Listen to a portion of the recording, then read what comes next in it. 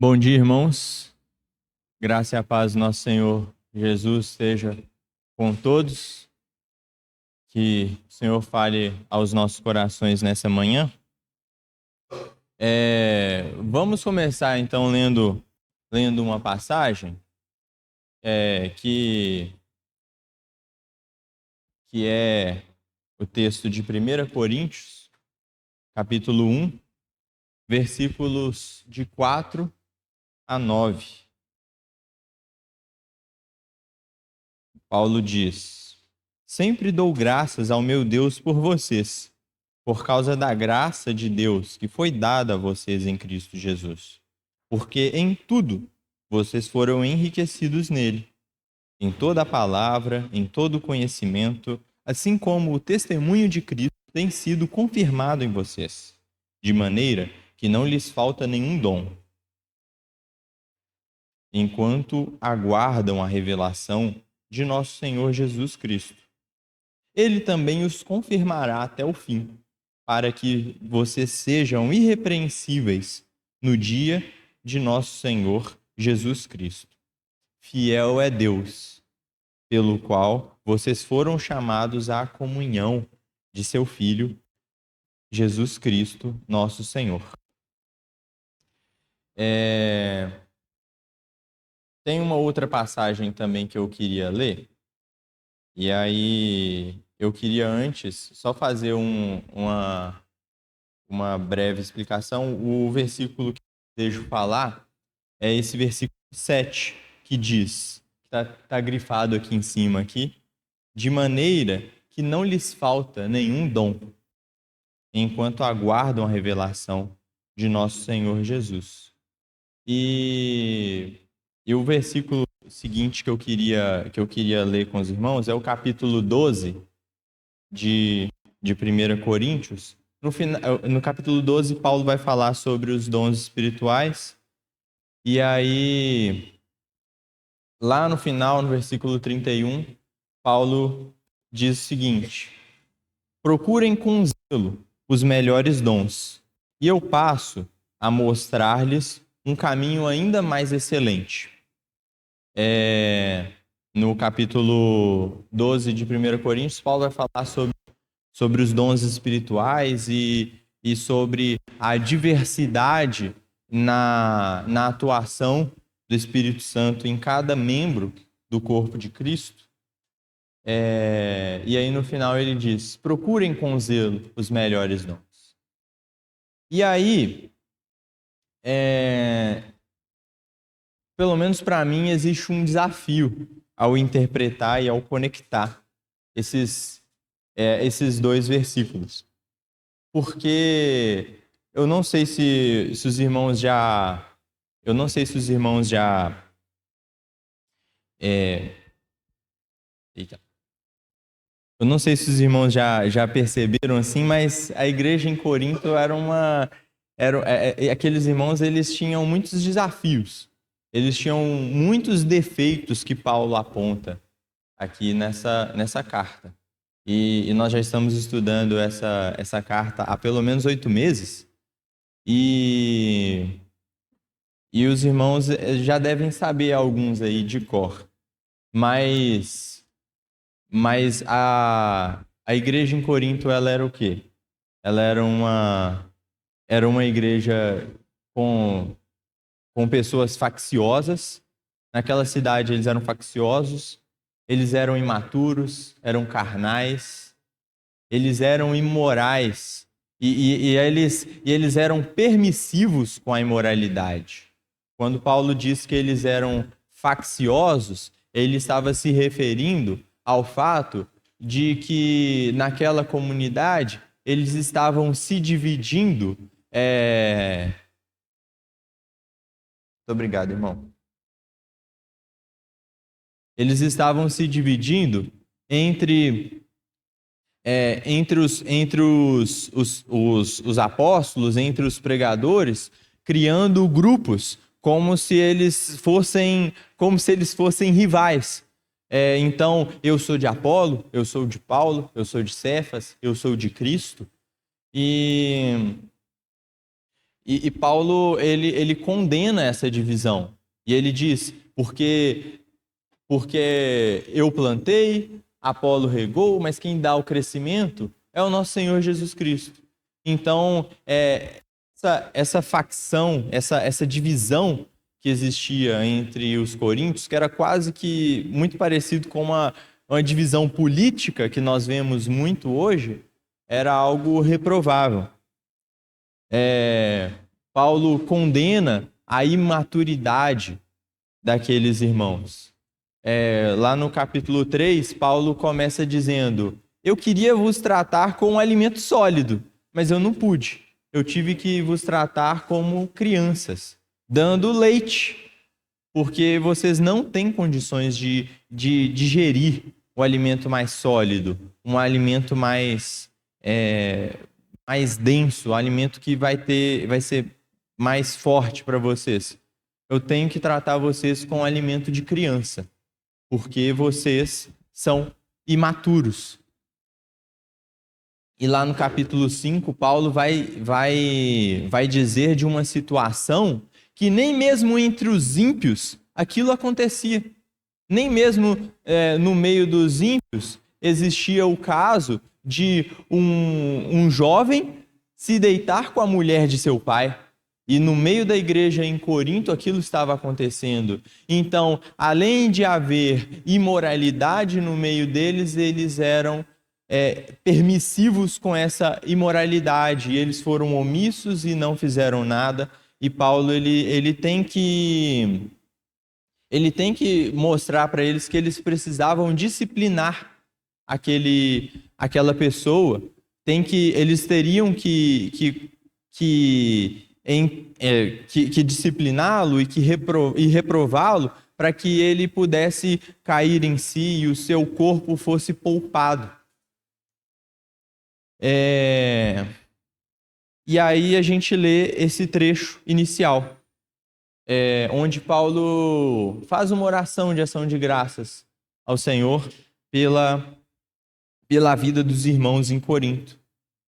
E aí, em um dado momento, ele diz: porque não lhes falta nenhum dom espiritual. E aí lá na frente ele vai dizer: buscai com zelo os melhores dons. E aí eu acho que a leitura mais fácil e mais óbvia aqui talvez seja: apesar de todos os problemas, apesar de todos os defeitos desses irmãos, eles tinham uma virtude. Essa virtude é que eles, de uma forma positiva, eles buscaram com zelo os melhores dons. E eu não entendo que essa é a tônica do texto. E eu gostaria de tratar isso aqui com os irmãos, porque muitas das vezes esse texto ele é tratado de uma forma assim, vamos olhar a nossa prática, como funciona a nossa comunidade, e vamos ver quais dons são expressados aqui. Um irmão ele levantou e compartilhou a palavra. Então existe dom de profecia. Um irmão ele orou e o outro foi curado. Então existe dom de cura. Mas eu não ouvi ninguém falando em línguas aqui hoje. Talvez nos falte esse dom. Talvez nos falte o dom de palavra de sabedoria. Afinal, somos todos um bando de nécios. E eu não acho também que essa é uma leitura adequada do texto. Eu gostaria de tratar sobre isso com os irmãos, para chegar em um ponto que eu acho muito importante ao passarmos por essa passagem. E eu queria só fazer um breve disclaimer, uma breve chamada de atenção aqui. O meu objetivo não é falar sobre sobre a doutrina dos dons espirituais. O meu objetivo aqui hoje não é falar sobre cessacionismo e continuismo e pentecostalismo. O meu objetivo aqui é falar sobre um ponto que envolve os dons, mas eu não pretendo fazer uma análise mais profunda do que vai vir a seguir lá no capítulo 12 e seguintes da carta de 1 Coríntios. Então vamos ter um breve momento de oração e aí nós podemos seguir. Senhor, nós oramos a Ti, confiando que o Senhor é soberano e é poderoso sobre todas as coisas. Então nós te pedimos que o Senhor nos livre das distrações, que o Senhor nos livre de qualquer influência externa e que o Senhor permita que nós tenhamos os nossos corações tratados e modificados conforme a sua bondade, conforme a imagem do nosso Senhor Jesus Cristo. Nós oramos no nome do nosso Salvador e confiamos que o Senhor deseja nos tratar e nos aproximar de Ti. Essa é a nossa oração.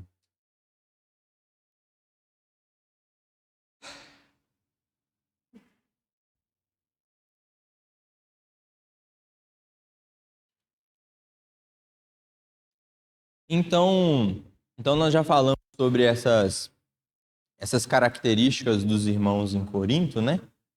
E que, apesar de tudo isso, Paulo reconheceu alguns pontos positivos nessa comunidade. E ele ora ao Senhor em ação de graças, agradecendo ao Senhor pela vida desses irmãos e por esses pontos que o Senhor trabalhou neles. Então,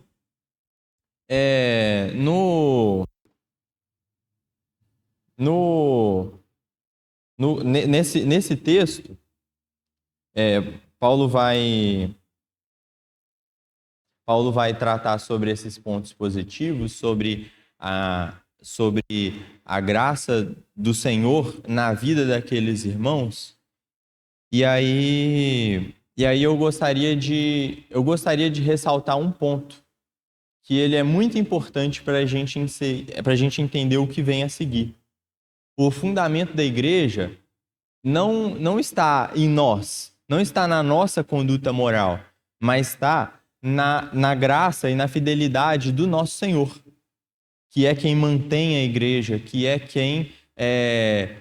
quem conduz a sua igreja para glorificá-lo. Então, por isso que nós vemos problemas no meio da igreja. Por isso que nós vemos no meio dos cristãos algumas questões que não deveriam existir. Mas a questão é que o Senhor deseja que nós nos fundamentemos nele. Porque se nós nos fundamentarmos em homens, não tem motivo para estarmos aqui. É muito comum o argumento católico contra os cristãos protestantes, né? Ah, mas Martinho Lutero, ele durante um tempo na sua vida, ele falou contra os judeus e ele pregou um discurso antissemita. E a questão é que a nossa fé ela não está fundamentada em Martinho Lutero. A nossa fé não está fundamentada nos irmãos do passado que o Senhor utilizou para que nós estivéssemos aqui. A nossa fé está fundamentada na fidelidade do nosso Senhor, nas suas escrituras, na palavra que Ele nos deixou. Então, nós precisamos compreender esse ponto para que não entendamos que o que vem a seguir no texto é fruto do quão bons eram os irmãos em Corinto, ou o que há de bom para falarmos sobre os irmãos aqui, que se reúnem na Rua Presidente, não se trata sobre a virtude do irmão Vanderlei, do irmão Gabriel, do irmão Paulo, se trata sobre a graça e a fidelidade do nosso Senhor. Então, o Senhor, ao longo da história, ele sempre se mostrou, ele sempre manteve um remanescente. E ele sempre conduziu o seu povo e protegeu esse seu povo para que, esse seu remanescente, para que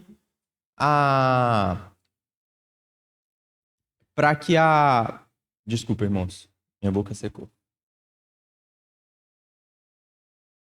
O Senhor, ele sempre protegeu esse seu remanescente para que o seu testemunho fosse perpetuado, para que o seu testemunho fosse visto. Então, eu gostaria de passar brevemente por algumas passagens que mostram isso. A primeira é Gênesis, no capítulo 6, versículos de 5 a 8. Lá o Senhor, lá diz o seguinte: o Senhor viu que a maldade das pessoas havia se multiplicado na terra e que todo o desígnio do coração delas era continuamente mau. Então o Senhor ficou triste por haver feito o ser humano na terra. Isso lhe pesou o coração. Em algumas traduções diz que o Senhor se arrependeu. Ao dizer que ele ficou triste, né? Ele lamentou, ele se arrependeu. Isso lhe pesou o coração e o Senhor disse: farei desaparecer da face da terra o ser humano que criei. Destruirei não apenas as pessoas, mas também os animais, os seres que rastejam e as aves do céu, porque estou triste por havê-los feito. E aí o Senhor, aí o texto continua e diz: porém, Noé encontrou favor aos olhos do Senhor. Então, diante de um povo mau, que era corrupto, que era perverso, o Senhor viu Noé e o Senhor desejou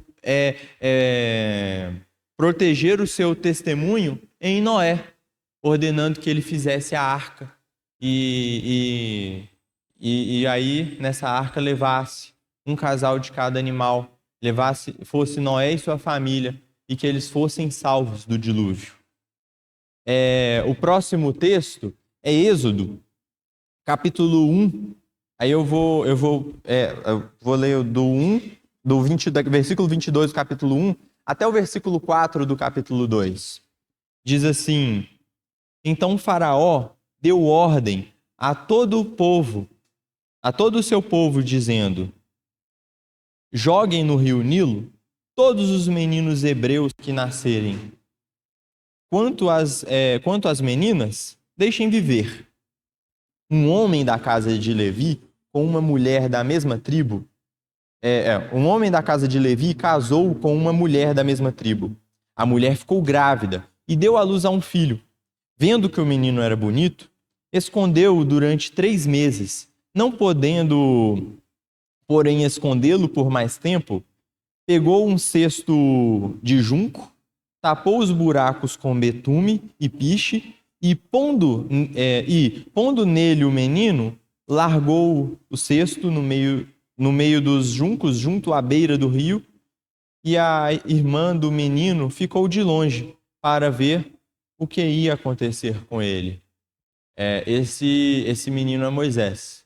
E o Senhor guardando no meio daquela chacina de bebês que o faraó promoveu, o Senhor guardando um bebê que no futuro seria o libertador do seu povo e que promoveria a libertação do povo do Egito e também serviria para essa manutenção do testemunho do Senhor.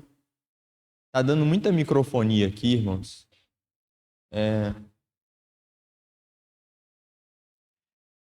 Em Juízes, no capítulo... Aí eu vou ler alguns trechos, alguns versículos de capítulos diferentes e de livros diferentes. Versículo 21, versículo 25. Ruth 1:1 e Ruth 4, 21 e 22. Diz o seguinte: naqueles dias não havia rei em Israel, cada um fazia o que achava mais reto. Ruth 1: nos dias em que os juízes julgavam, houve fome na terra de Israel. E um homem de Belém, de Judá, foi morar por algum tempo na terra de Moabe com sua mulher e os seus dois filhos. No caso, era a sogra de Ruth com seus filhos, Malom e Quilion. Final do texto diz: Salmão gerou Boaz, que era o marido de Ruth. Boaz gerou Obed. Obed gerou Jessé. E Jessé gerou a Davi. E aí é muito interessante a gente perceber essas passagens, porque a gente vê em um tempo em que Israel não tinha rei, e Israel se via, o povo de Israel se via num estado assim: já que não tem rei, eu faço o que eu quero. Já que não tem rei, não tem lei. Só que a questão é que tinha lei. Eles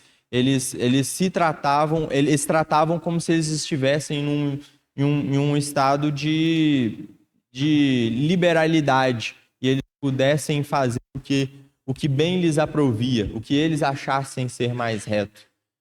E nesse tempo, o Senhor já estava providenciando Davi, o rei, que era um homem segundo o coração de Deus.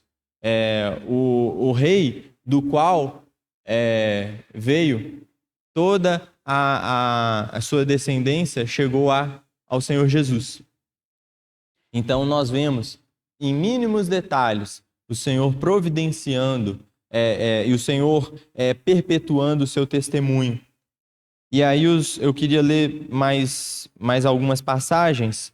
Uma está em Lucas, capítulo 2, que diz, versículo 25 a 32, diz: em Jerusalém havia um homem chamado Simeão. Este homem era justo e piedoso, e esperava a consolação de Israel. E o Espírito Santo estava sobre ele. Ele tinha recebido uma revelação do Espírito Santo de que não morreria antes de ver o Cristo do Senhor. Movido pelo Espírito Santo, ele foi ao templo. Quando os pais trouxeram o menino Jesus para fazerem com ele o que a lei ordenava, Simeão o tomou nos braços e louvou a Deus, dizendo: agora, Senhor, podes despedir em paz o teu servo, segundo a sua palavra, porque os meus olhos já viram a tua salvação, a qual preparaste diante de todos os povos, luz para a revelação aos gentios e para a glória do teu povo de Israel. Então, um tempo onde o povo de Deus, Israel, estava tomado por incredulidade e por religiosidade, as pessoas, em João fala que o Senhor Jesus ele veio para os que eram seus e os seus não o receberam, porque aquele povo ele estava cego no cumprimento da lei e no cumprimento de ordenanças que eles mesmos tinham criados. Muitas nem eram lei do Senhor, mandamento do Senhor. E o Senhor preservou um homem chamado Simeão, o qual esperava, ele ansiava pela vinda do Messias. E esse homem, o Senhor preservou para que ele encontrasse o nosso Salvador. E por último, eu queria ler duas passagens de Apocalipse. Primeiro capítulo 2, onde existe a carta a Tiatira, e o Senhor diz o seguinte: porém aos demais de Tiatira, só um esclarecimento, antes o Senhor está falando sobre os problemas daquela igreja, dos irmãos de Tiatira. Ele vai dizer que eles estavam tolerando a Jezabel, que eles estavam tolerando más doutrinas. E aí, depois de falar sobre os pontos negativos, o Senhor diz: digo, porém, aos demais de Tiatira. E aqui, aos demais de Tiatira, a expressão que é utilizada no grego é loipos, que muitas vezes é traduzida como remanescente, aquele que persevera. Digo aos demais de Tiatira, a todos aqueles que não seguem essa doutrina e que não conheceram, que não conheceram, como eles dizem, as coisas profundas de Satanás, não porei outra carga sobre vocês. Tão somente conservem o que vocês têm até que eu venha. E o capítulo 12 de Apocalipse, no versículo 17, diz assim: o dragão ficou irado com a mulher e foi travar guerra com o restante da descendência dela, ou seja, os que guardam os mandamentos de Deus e que têm o testemunho de Jesus. E isso me lembrou muito o versículo que nós estudamos já anteriormente, que é o capítulo 16, versículo 20 de Romanos, que Paulo escreve assim: e o Deus de paz, em breve, esmagará Satanás debaixo dos pés de vocês. A graça de nosso Senhor Jesus esteja com vocês. Então, aqui nós vemos Satanás indo guerrear com o remanescente da igreja. Aqui é essa mesma palavra, loipos, que vai falar com o restante, aqueles que perseveraram. Então, o Senhor, ele sempre guardou na velha aliança. Na era da igreja, ele está guardando, e no futuro, durante a grande tribulação, ele sempre vai guardar o seu remanescente, aqueles que têm fé nele e aqueles que desejam buscá-lo. Então, se o Senhor ele está sempre capacitando o seu povo, e ele está sempre guardando os seus. Então, com esse pano de fundo, eu gostaria então de voltar aos versículos de 4 a 7 de 1 Coríntios 1, onde Paulo faz essa série de ações de graças.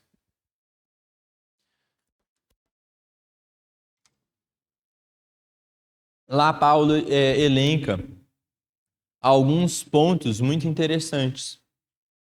Primeiro, ele diz que a graça do Senhor foi dada a eles, foi dada à igreja. E o que é a graça, né? Nós temos um texto muito, muito conhecido, que é Efésios 2:8, que vai dizer que nós somos salvos pela graça mediante a fé.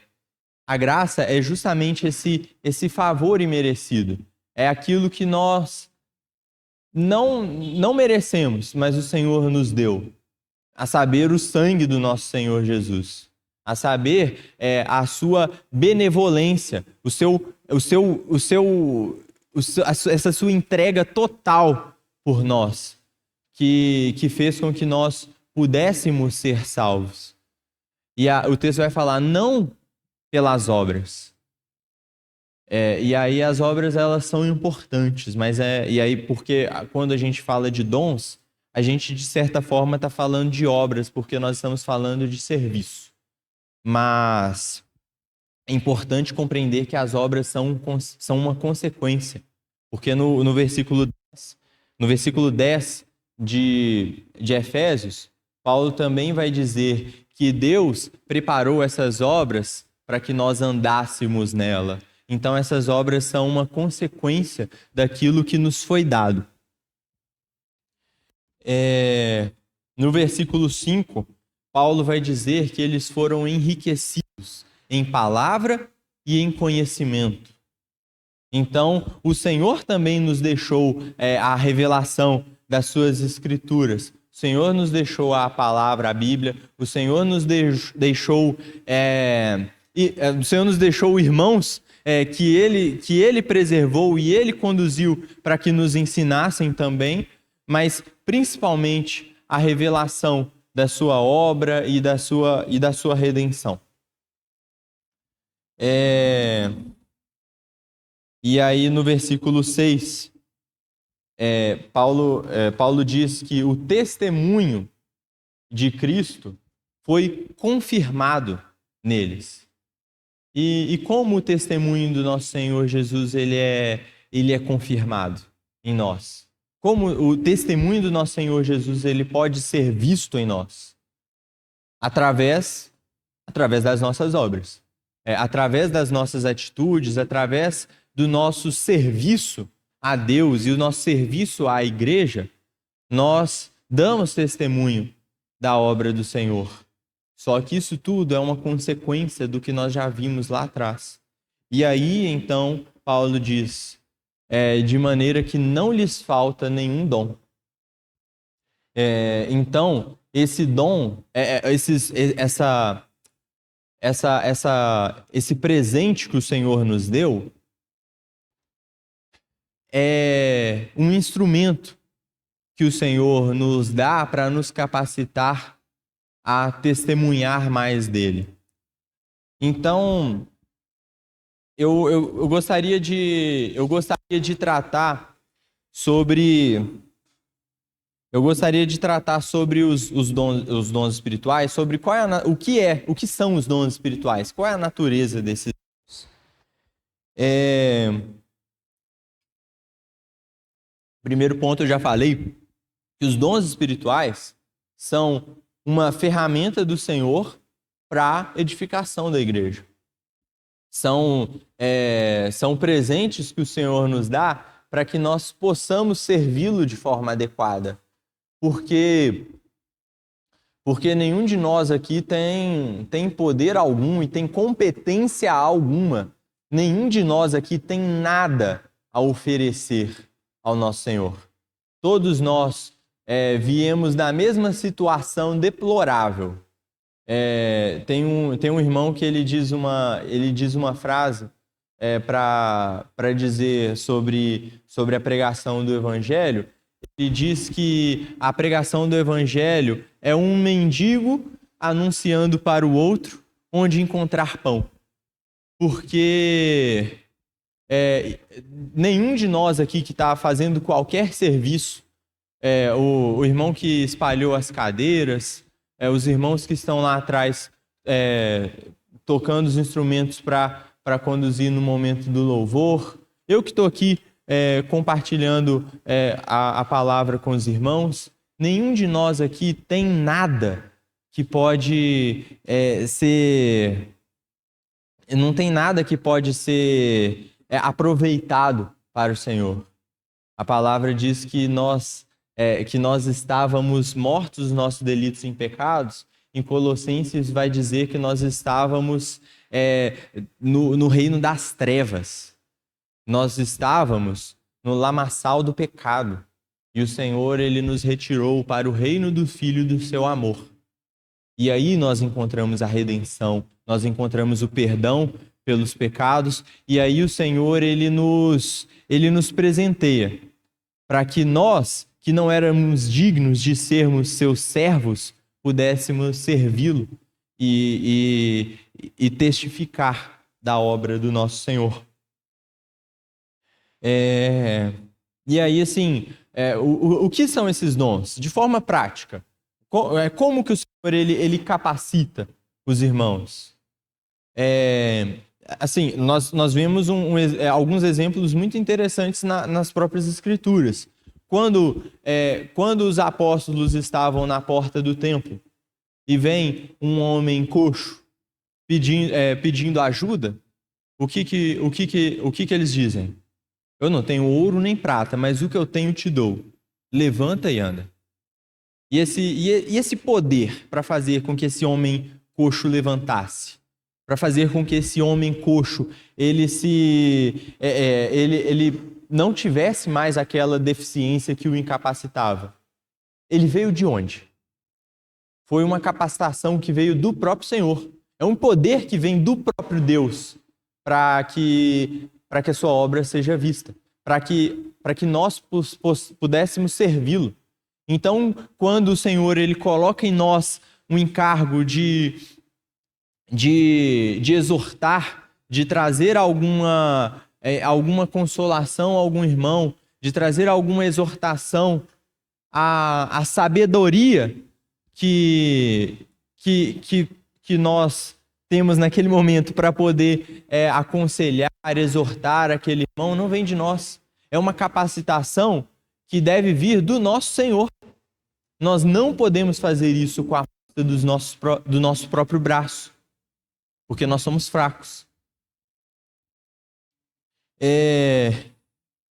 Então, e aí a questão é que é o próprio Espírito quem distribui essa capacitação e que se manifesta a cada um de nós de uma forma diferente. Então, lá no início, eu dei o exemplo sobre esse questionamento de por que nós não vemos no nosso meio manifestação de dons de línguas?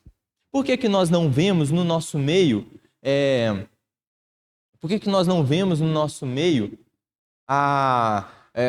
dom de cura? A questão é que o Senhor, e aí vai ter esse versículo lá em 1 Coríntios, capítulo 12, versículo 11, vai dizer e o mesmo Espírito realiza todas essas coisas, distribuindo-as a cada um individualmente, conforme Ele quer, conforme a vontade do nosso Senhor e conforme o propósito do nosso Senhor em ser glorificado no nosso meio. Então, aí vem a pergunta, porque que é inevitável. Se essa capacitação com dons, se esses dons que não faltavam aos coríntios não eram virtude deles, daqueles que estavam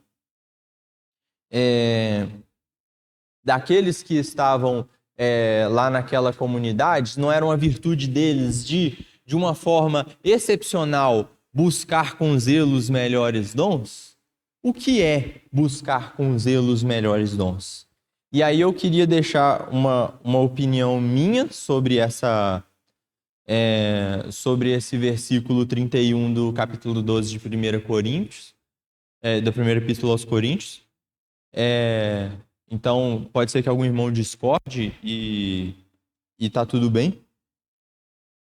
Mas, na minha opinião, buscar com zelo os melhores dons não é eu ficar...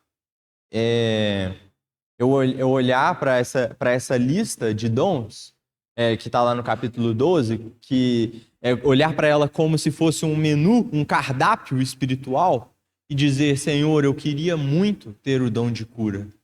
E assim, orar incessantemente para que o Senhor me capacitasse com esse dom. Na minha opinião, esse buscar com zelo os melhores dons estar diante da palavra do Senhor, conhecendo mais da sua palavra, conhecendo mais da sua vontade, conhecendo mais a doutrina do nosso Deus. E em segundo lugar, se apresentando ao serviço. Se inteirando da vida dos irmãos, se inteirando da vida de igreja. Porque se eu estou inserido no corpo e eu vejo o meu irmão tendo alguma necessidade, o texto mesmo ele vai dizer que se um membro sofre, o corpo inteiro padece. Então, o Senhor ele vai colocar no nosso coração um encargo de servir em algo e de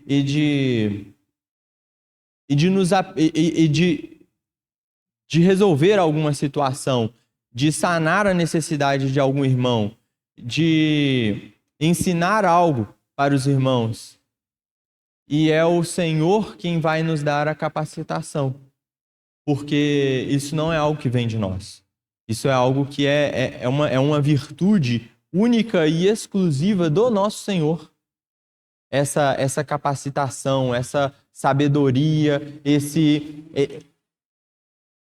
poder. Então é o Senhor quem nos capacita. E é o Senhor quem nos dá esses dons conforme a sua vontade, ao nos apresentarmos para o serviço e ao nos dedicarmos à sua obra. Então eu gostaria de ler mais algumas passagens que eu acho que contribuem para isso. Pode passar. A primeira é Mateus, Evangelho de Mateus, capítulo 16, versículo 18. E só para contextualizar, nessa passagem, o Senhor Jesus ele pergunta aos apóstolos, quem eu sou? Porque uns dizem que eu sou isso, outros dizem que eu sou aquilo, uns dizem que eu sou profeta, uns dizem que eu sou Elias. E quem eu sou? Quem vocês acham que eu sou? E Pedro vira e diz, tu és o Cristo, o Filho do Deus vivo. E o Senhor Jesus, ele olha para Pedro e diz, bem-aventurado és tu, porque quem te revelou isso não foi carne ou sangue. E aí ele vai dizer, e eu também lhe digo que você é Pedro, e sobre essa pedra eu edificarei a igreja, e as portas do inferno não prevalecerão contra ela. E o que é essa pedra aqui? Essa pedra é esse fundamento. Que fundamento? Esse conhecimento de que aquele Jesus que veio há 2000 anos atrás é o Cristo, é o Messias, é o Filho do Deus vivo. E sobre esse fundamento, o nosso Senhor, é Ele quem edifica a sua igreja. E aí o próximo texto é o texto de Efésios, capítulo 5. E aí vai parecer algo meio descontextualizado aqui para os irmãos, porque eu estou falando sobre edificação da igreja e sobre dons e sobre serviço, e aí eu peguei um texto que fala sobre casamento. Mas é muito interessante perceber que existe um paralelo muito bonito, uma analogia muito bonita entre o casamento, a união do homem e da mulher com o nosso Senhor Jesus e a sua igreja, que é a sua noiva. Então, no versículo 31, diz o seguinte, eis porque o homem deixará o seu pai e a sua mãe e unirá a sua mulher, tornando os dois uma só carne. E aí o texto vai dizer isso. Grande é esse mistério, mas eu me refiro a Cristo e a igreja. E eu li essa passagem para poder voltar e ir para os versículos 25 a 29, onde esse texto traz uma orientação mais específica para os maridos, como eles devem tratar as suas mulheres. E o texto diz, maridos, que cada um de vocês ame a sua esposa como também Cristo amou a igreja e se entregou por ela, para que a santificasse. E aí, detalhe, o texto de 1 Coríntios 1 começa como? Aos santos chamados para serem santos. Então, o Senhor Jesus, ele, por meio de sua obra, ele nos santifica, ele nos separa do mundo, para que nós fôssemos diferentes. Para que a santificasse, tendo-a purificado por meio da lavagem de água, pela palavra, para apresentar a si mesmo como igreja gloriosa, sem mancha nem ruga, nem coisa semelhante, porém santa e sem defeito. Assim também o marido deve amar a sua esposa como ama o próprio corpo. Quem ama a esposa ama a si mesmo, porque ninguém jamais odiou o seu próprio corpo, Ao contrário, ele alimenta e cuida dele, como também Cristo faz com a igreja.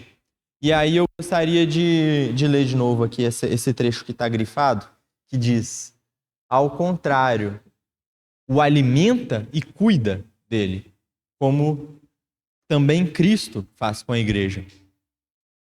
E aí esse alimento aqui, ele não é simplesmente um alimento material. Ele não é simplesmente a compra do mês.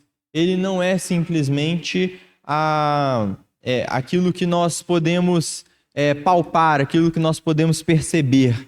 É também um alimento espiritual.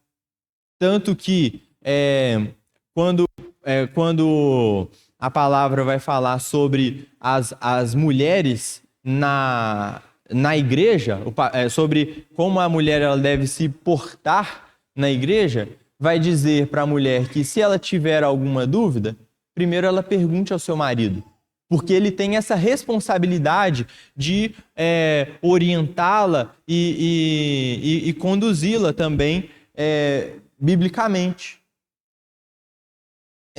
Então, eu peguei esse texto, não foi para falar para os maridos, porque seria muito bonito aqui de um irmão solteiro ensinando aos maridos, né, nesse sentido. Mas o meu objetivo aqui é focar nesse trecho que fala sobre o nosso Senhor Jesus, sobre a obra do nosso Senhor Jesus com a igreja. E é muito precioso perceber esse sustento do Senhor. É muito precioso perceber que é o Senhor quem nos sustenta e nos fortalece em momentos onde nós mesmos não temos condição alguma de prosseguirmos. O Senhor, ele é Ele quem toca os corações, dando, por exemplo, generosidade ao coração dos irmãos, para que os irmãos ofertem e para que essa estrutura aqui possa se manter. É o Senhor quem dá sabedoria aos irmãos que exortam e que aconselham biblicamente. É o Senhor quem capacita os irmãos que cotidianamente visitam e cuidam dos irmãos que estão necessitados. É o Senhor quem dá poder. Quando numa reunião de oração nós oramos por algum irmão que está enfermo, e o Senhor, ele, mesmo que de uma forma bem ordinária, às vezes por meio de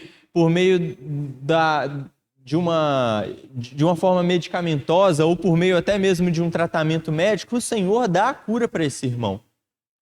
Nós precisamos perceber, é o Senhor quem dá esse poder e é o Senhor quem capacita a sua igreja. E aí, eu queria terminar, eu queria trazer uma conclusão.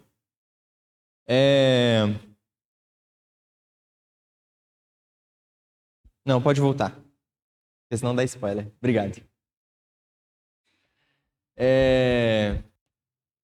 Eu queria trazer uma conclusão, porque assim, por que eu falei isso tudo aqui? Foi só para trazer a minha perspectiva acerca da leitura desse texto, porque eu acho que tudo que eu disse aqui sobre esse versículo 7 de 1 Coríntios 1, talvez algum irmão aqui possa discordar e possa entender de uma forma diferente.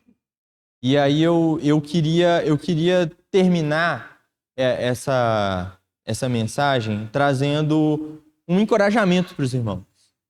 Porque eu acredito mesmo que o Senhor ele vai demonstrar esse dom, o Senhor vai demonstrar essa capacitação que Ele nos dá através do serviço, através do momento que nós nos apresentamos ao serviço.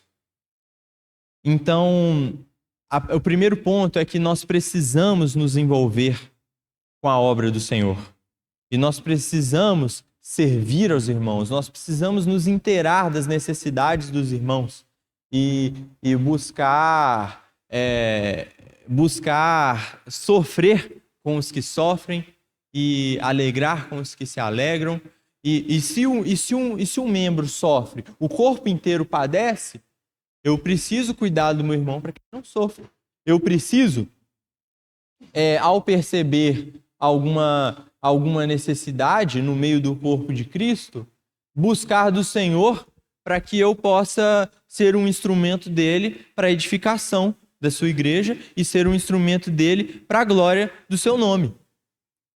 Então, esse é o meu encorajamento.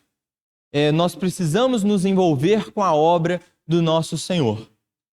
E aí vem um segundo ponto que deriva desse encorajamento, que eu gostaria de falar especificamente aos irmãos solteiros, àqueles que são jovens e àqueles que ainda não são casados. Eu queria ler esse texto aqui antes, só para os irmãos entenderem o que eu tenho a dizer. 1 Coríntios capítulo 7, Paulo vai falar sobre casamento. E aí ele vai falar sobre marido e mulher, ele vai falar sobre também pessoas solteiras. E aí ele vai dizer: o que eu realmente quero é que vocês fiquem livres de preocupações.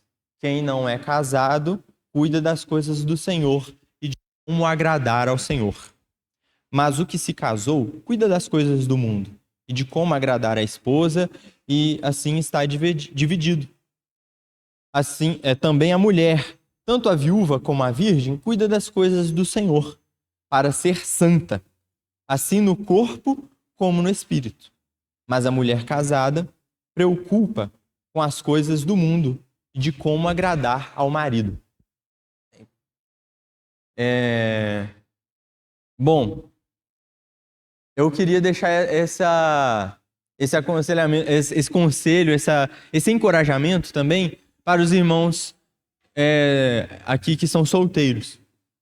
Porque, especificamente, nós que ainda moramos na casa dos nossos pais, eu acho que é muito fácil a gente olhar para o serviço do nosso pai e para a contribuição do nosso pai e da nossa mãe na igreja e pensar: se meus pais estão fazendo, então a minha família está envolvida de alguma forma no serviço e eu não preciso me preocupar com isso. Se o Pablo está vindo aqui muitas vezes compartilhar a palavra e servir a comunidade dessa forma, o João pode se achar numa situação de conforto e pensar: eu posso ficar aqui no meu canto preocupando com as minhas coisas. Só que o que a palavra vai dizer é justamente o contrário. O João, por ser solteiro, ele pode se preocupar mais com as coisas do Senhor do que o Pablo. E aí, às vezes, a questão é que, assim, os irmãos mais velhos, por serem mais experimentados, por serem mais vividos, por terem sido tratados, eles têm como contribuir de maneira muito específica em pontos que nós mais jovens não temos, porque nós não fomos experimentados a tal ponto. Mas a questão é que o Senhor deseja que nós nos apresentemos para o serviço e que nós dediquemos às coisas do Senhor. E o serviço do meu pai não serve para mim. Os serviços dos seus pais não vão servir para você colocar no seu currículo assim: eu servi ao Senhor. O Senhor, ele deseja que cada um de nós nos apresentemos ao Senhor e ao seu serviço. E aí, esse é o encorajamento que eu deixo para todos os irmãos e especificamente para os mais jovens, para que o Senhor Jesus, o testemunho do nosso Senhor Jesus, seja visto no nosso meio, e para que os irmãos percebam, para que o Senhor ele seja glorificado e as pessoas possam ver a obra do Senhor. Volta lá no primeiro slide, por gentileza, onde tem o texto inicial. Eu gostaria de lê-lo novamente. Eu sempre dou graças ao meu Deus por vocês, por causa da graça de Deus que foi dada a vocês em Cristo Jesus. Porque em tudo vocês foram enriquecidos nele, em toda palavra e em todo conhecimento, assim como o testemunho de Cristo tem sido confirmado em vocês, de maneira que não lhes falta nenhum dom. Então, se qualquer um de nós aqui se sente acuado, com medo de se apresentar para o serviço porque se sente incapaz, eu gostaria de afirmar isso. A capacitação, ela vem do nosso Senhor. E o Senhor, ele deseja nos capacitar para que nós o sirvamos e para que o seu testemunho seja confirmado em nós. Era isso que eu gostaria de trazer aos irmãos. E vamos ter um momento de oração. Senhor, nós desejamos ser vasos úteis nas suas mãos. Nós pedimos ao Senhor que o Senhor quebre a nossa vida e que o Senhor nos faça de novo conforme o seu desejo, conforme a sua vontade. E que assim nós possamos te glorificar e te bendizer, ó Pai. Que o nosso testemunho diga a todos que Jesus Cristo é o Senhor. E que o Senhor coloque nos nossos corações um desejo por se apresentar, cada um de nós se apresentar imediatamente ao serviço e por cuidar do seu corpo e por glorificar o seu nome através das nossas obras, ó Pai. Que o Senhor seja visto e seja glorificado, não apenas com os nossos lábios, não apenas com aquilo que dizemos, mas também com as nossas mãos, com as nossas atitudes, ó Pai. Esse é o nosso desejo, é isso que nós oramos ao Senhor hoje, no nome do nosso Salvador, o Senhor Jesus. Amém.